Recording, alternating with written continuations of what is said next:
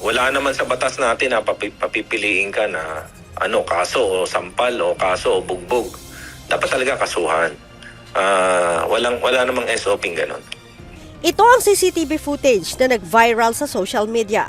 Kita ang 3 beses na pananampal ng isang lalaking nakasombrero sa isang lalaki na tila umiiyak na. Ang lalaking nanampal, nakilalang si Presidential Anti-Organized Crime Commission o PAOK spokesperson Winston Casio.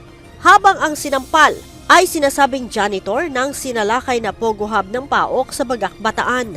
Sa isang interview, inamin ni Casio na uminit ang kanyang ulo matapos na mag-dirty finger ang biktima habang nagsasagawa sila ng operasyon. Kaya naman, kinausap niya aniya ito at pinapili kung sasampahan niya ito ng kasong unjust vexation o bibigyan na lamang ng mag-asawang sampal. Pinili aniya ng biktima na sampalin na lamang siya. Kaya naman bukod sa sampal sa magkabilang pisngi, binigyan niya rin ito ng ikatlong mahinang sampal. Ang pamunuan ng PAOK, hindi pinalampas ang insidente. Ayon kay PAOK Executive Director Undersecretary Gilbert Cruz, inalis niya sa pwesto si Casio habang nagsasagawa ng investigasyon dahil sa pananakit nito. Si Director Casio, nirelieve ko na.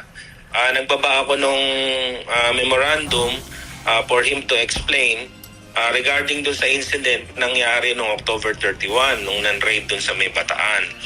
For the meantime, administratively siya at tanggal din siya sa pagiging spokesperson ng PAOK. Sinabi pa ni Yusek Cruz, wala sa pulisiya ng PAOK ang naging aksyon ni Casio. At automatic yan, dapat kakasuhan mo yan. Wala naman sa batas natin na papipiliin ka na kaso o sampal o kaso o bugbog. Dapat talaga kasuhan. Wala namang SOP ganon.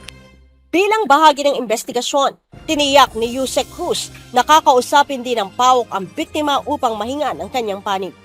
Siyempre, kailangan kasama yung tao. Yun ang talagang complainant. Although, ang sabi nga is nag-ayos naman sila o naayos naman. But kailangan pa rin namin makausap at maimbestigahan yung taong nasampal.